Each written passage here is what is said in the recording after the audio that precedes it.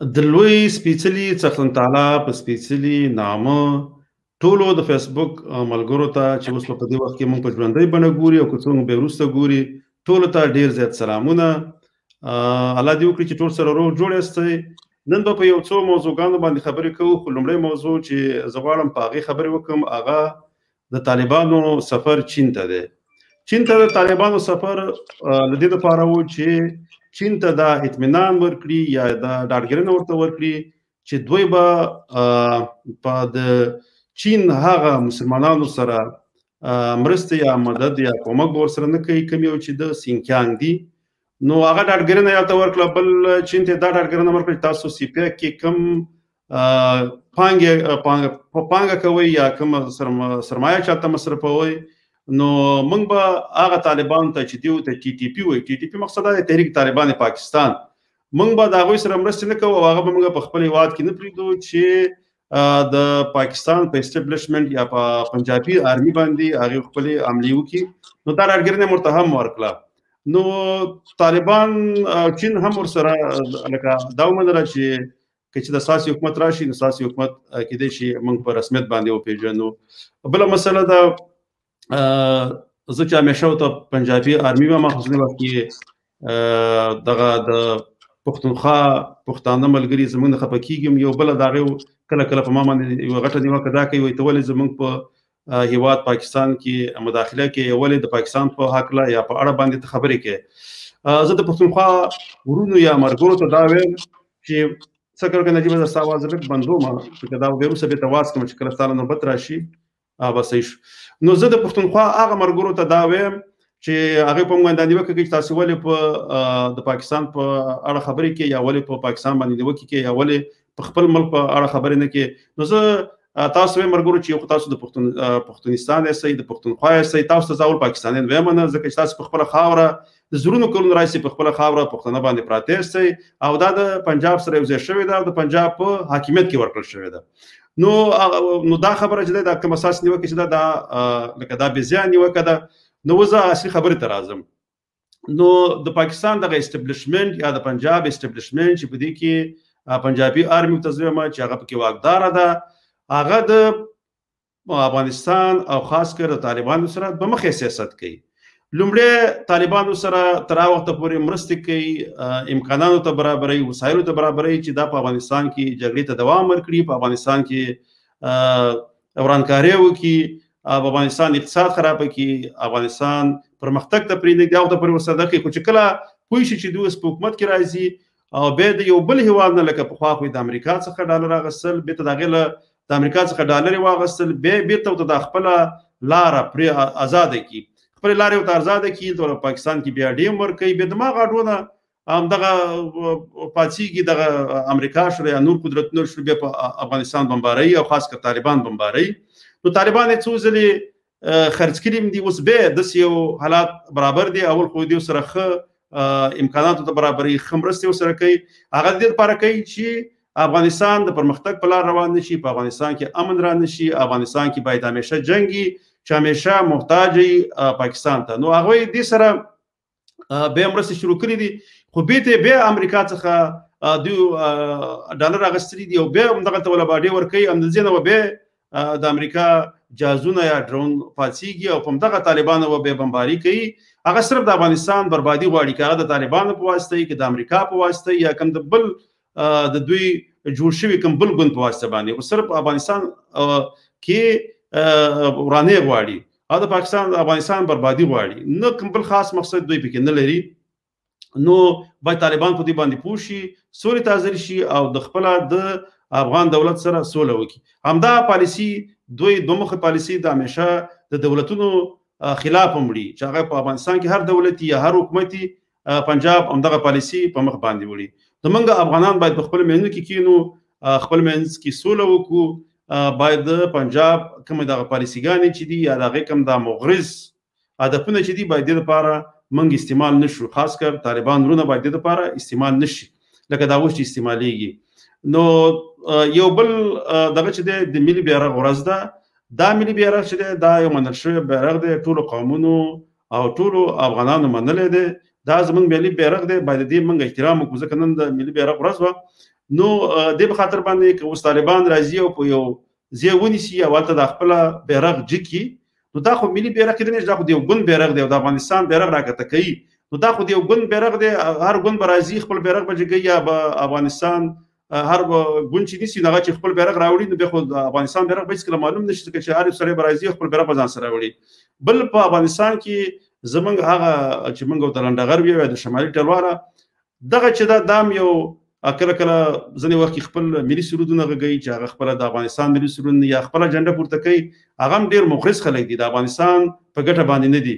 نو زه نن ډېرې خبرې نه کوم، بس ما یو څه خبرې کولې. زه نجیب راسا صاحب ته هم وخت ورکوم، هغې ښکلی بیرغ په خپلو غولو باندې اچولی دی، ځکه د ملي بیرغ ورځ ده. نو هغه به تاسو سره څو خبرې وکړي، که بیا نورې څه خبرې وي زه بیا تاسو سره خپل شریک کوم.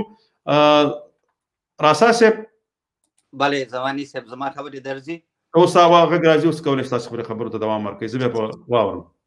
زماني صاحب تاسو ته او ټولو ملګرو ته چې موږ اعلان اوس لایف ګوري ټولو ته سلامونه او نیکې هیلې.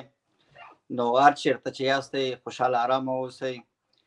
دوستانو زماني صاحب خبرې وکړلې او زه هم دې خبرې ته راځم ځکه چې په ځان مې بیرغ دی او په سر مې دغه دی، یعنې دا په دې معنا چې وطن زموږ دغه بیرغ زموږ ځان دی، هویت دی.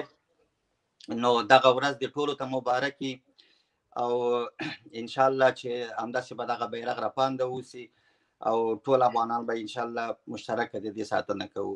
نو دا ورځ د دوستانو ټولو ته مبارک وي. دوستانو بیرغ زیاتره خلک وایي چې دغه بیرغ خو دا خو یوه تیکه ده او یو رسم دی یا مثلا یو نوشته ده جوړه شوې ده، یعنې چې دومره دغه ورته نه ورکوي، اهمیت ورته نه ورکوي. ولې بیرغ چې دی دا زمونږ ملي هویت دی، دا زمونږ څرګندونه ښیي، دا زمونږ هویت ښیي، دا زمونږ کلتور ښیي، دا زمونږ فرهنګ ښیي، په مجموع کې دا زمونږ ځان ښیي چې موږ یو څوک یاستو، یو چېرته اوسېږو، یعنې یو خپل هویت لرو، خپل ملیت لرو، خپل قوم لرو، خپله ژبه لرو، چې یعنې چې دا زمونږ هویت دی چې دا موږ ټول نړیوالو ته یا ټولو ته موږ دا څرګندوي. نو په دې ارتباط خبرې ډېرې زیاتې دي، زه نه غواړم چې نو خبره راځو د څنګه چې زماني صاحب دا خبره وکړله، که طالب یې او که هر څوک یا بله ګروه، که جمعیت یې، که حزب اسلامي، که طالبان یې، که هره ګروه دا په عدلي لحاظ باندې دی حق لري چې یو سازمان یو ګروه یو څوک واوسېږي خپل بیرغ ولري، ولې دا په دې معنا نه ده چې د ملي بیرغ د بې احترامي وشي. نو د ملي بیرغ دا د ټولو وظیفه ده چې زموږ د ملي بیرغ باید په کلکه ساتنه وشي او هېڅوک د دې بې احترامي ونه کړي. خدای ناخواسته که په وطن کې زموږ په ملي بیرغ بې احترامي کېږي او خپله د افغانانو د خوا کېږي، نو بیا نو دا نور خلک به موږ ته څه وایي، دنیا به موږ ته څه وایي، چې یو څوک چې د خپل ملي هویت د خپل دغه ساتنه نشي کولی نو هغه به نورو ته څه وښیي. نو په دې هکله ډېرې زیاتې خبرې دي، زه ډېرې خبرې نه کوم چې خبرې اوږدې نه شي. نو زماني صاحب به یو څو خبرې وکړي او انشاءالله زه که څوک دوستان زماني صاحب او غواړي موږ سره په دې لایف کې شریک شي او موږ سره یو ځای یا سوال ولري یا غواړي چې راشي موږ سره، نو هغه ښه راغلاست ورته وي او هغه لینک که تاسې شیر کړی نو دوستان کولی شي چې موږ سره د خپرونه کې په لایف توګه ګډون وکړي. نو زماني صاحب زه تاسو ته وخت در کوم، تاسو یو څو خبرې وکړئ بیا به انشاءالله. نو زه لکه دغه لینک خواته شته کار یو ملګری غواړي او غواړي خبرې وکړي او ګډون کې، ځکه موږ دومره وخت بیا نه تېروو، نو کولی شي تاسې موږ ته پاس وکړئ، موږ تاسو دلته راپورته کړو خپل سټوډیو ته او تاسو کولی شئ په دې کې برخه واخلئ. خو زه د هغې نه مخکې چې یو څو خبرې نورې وکړم، زه په یو لنډ غوندې نظم دی کې دا د بیرغ په باره کې هم دی، نو ځکه دې په خاطر باندې له تاسو سره شریک کړم. بیا وروسته یو څو خبرې کوو، بیا بس کوو که څوک رانغله.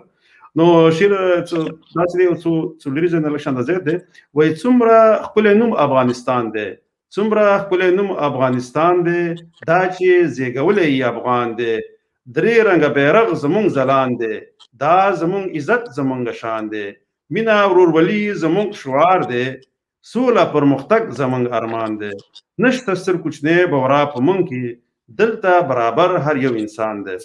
ورونو ډېره زیاته مننه، خو مولانا فضل الرحمن راته رایاد شو.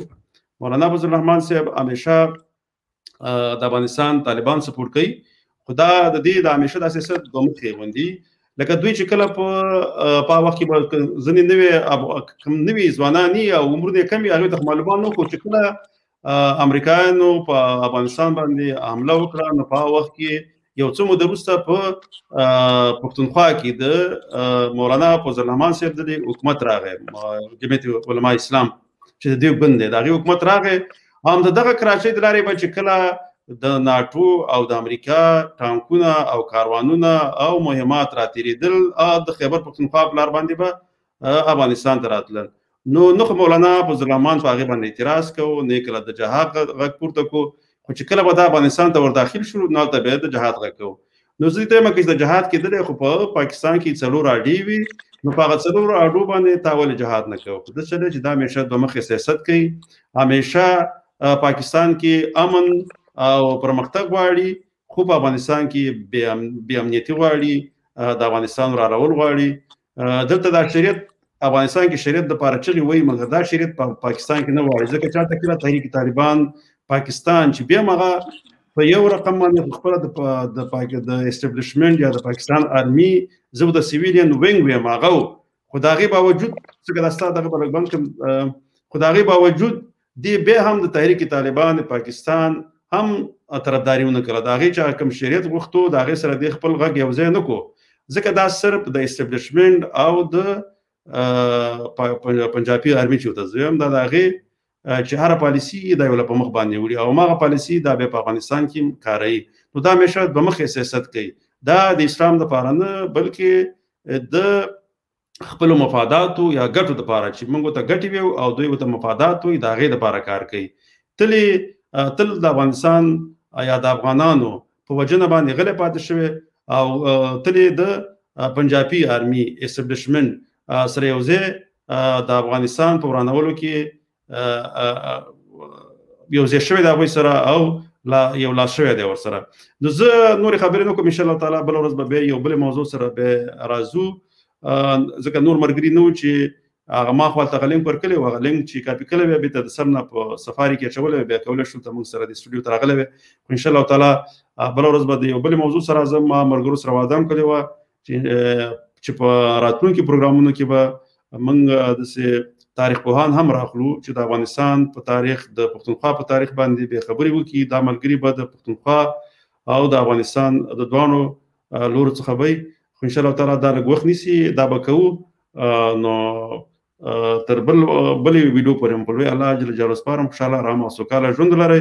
هر اساس یې بلاس پورته کړو، هغه څه ویل غواړي هغه به ووایي، بس بیا به دا وکړو، بیا به بس کوو.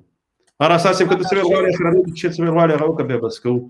او زما فقط دا ستا دا یو شعر یو دوه بیته مې را په یاد، دا به زه ویم دوستانو سره د بیرغ ورځ ده، ملي ورځ ده. نو شعر داسې دی چې دوه شعر دي چې کوم یو انتخاب کړم، دا به انتخاب کړم چې زه عزت د احمد خان یم، لوړ همت د خوشحال خان یم. نو زه به دغه کې ویم هغه داسې دی چې زه عزت د احمد خان یم، لوړ همت د خوشحال خان یم، زمری لکه باچا خان یم. نه داسې غلط شولې، هغسې وایي زه عزت د احمد خان یم، لوړ همت د خوشحال خان یم، ننګ ناموس د هر افغان یم، زه آزاد افغانستان یم. زه آزاد افغانستان. زموږ حافظه مخې اشارې دغه شوې د خیر د فرق نه کوي. نو انشاءالله دوستانو په آینده کې به زه به یو نیم شعر به مو ویو له خیره سره. نو نورې ځان څه خبرې نه لرم، نو تاسې نه ډېره زیاته مننه. بس خوشحاله وخت ولرئ، هر شي ته چې یاستئ خوشحاله ارامه اوسئ. بس مننه راسا صاحب، تر بیا مو په لوی الله سپارم.